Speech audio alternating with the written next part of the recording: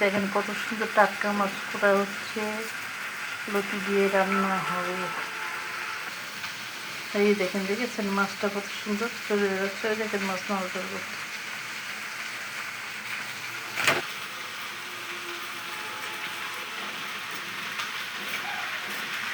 এই দেখেন মাছগুলো সব ধোয়া হচ্ছে।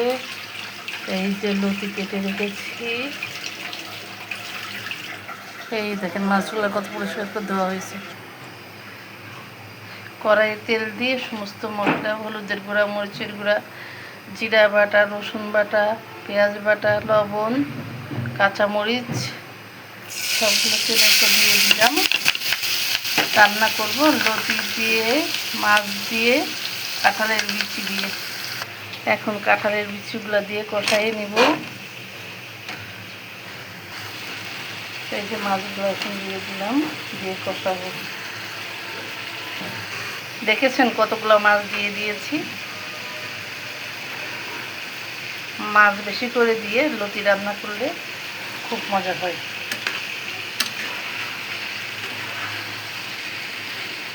চারিদিকে আওয়াজে ভিডিও ঠিক মতো করতে পারি না।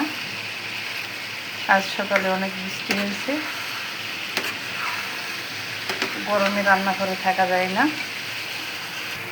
হাঁড়িটা চেঞ্জ করে দিয়েছি, তরকারি বেশি তো, যে লতি দিয়ে এটা এখন কষিয়ে নিচ্ছি।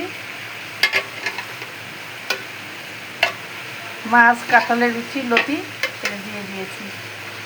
দেওয়ার পরে এই যে পানি দিয়ে দিব।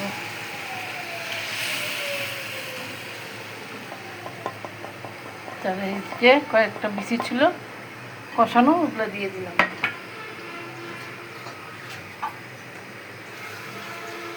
এর সাথে আবার বন্ধুরা, আমরা সিলেটিয়া তো, আমার শ্বশুরবাড়ি সিলেটিয়া, হিদল শুটকি দেবো মাছের সাথে।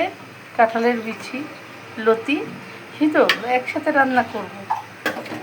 তা না হলে তো মজা লাগে না, হুটকি, বুঝছেন? এই দেখেন এখন হুটকিগুলো দিয়ে দিলাম। দেওয়ার পরে এখন শিরা দিব, বুঝছেন নি? খালা দেন তো একটু পানি, হুটকির হিরা দিয়ে দিই। এই যে এখন শুটকির শিরা দিয়ে দিলাম, দিয়ে এখন ঢেকে দিব। দেওয়ার পরে আমার রান্নাটা একটু সিদ্ধ হলেই হয়ে যাবে। কিন্তু বন্ধুরা, এটা খেতে অনেক মজা হয়, যদিও বা আমরা মাছ দিয়ে শুটকি দিয়ে একসাথে খাই না, কিন্তু সিলেটে যে একটু শিখেছি, তাই ওদের মতন একটু রান্না করলাম। আপনারা কেউ কিছু মন্তব্য করবেন না, ভালো ভালো কমেন্ট করবেন। আল্লাহ হাফেজ।